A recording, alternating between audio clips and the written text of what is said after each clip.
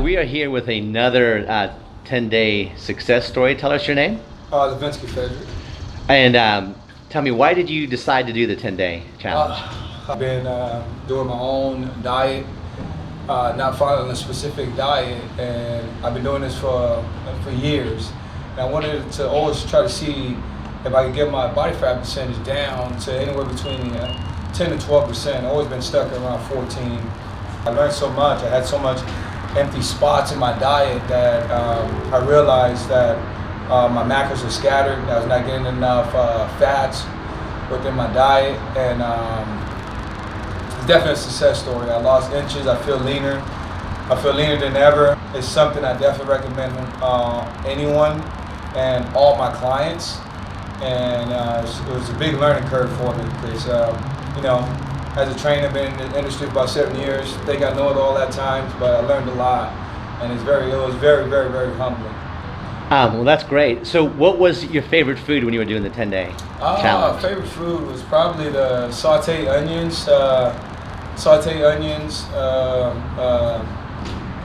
scrambled eggs, the mushroom. I love that one. I'm going to start eating that more often.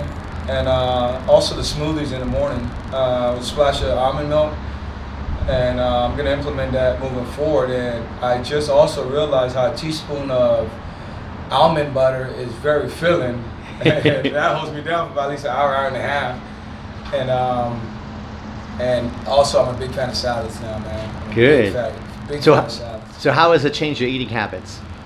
Oh, it's changed it a lot. I realized that I was overindulging on almonds. When I did eat almonds, I was eating too much within per one setting.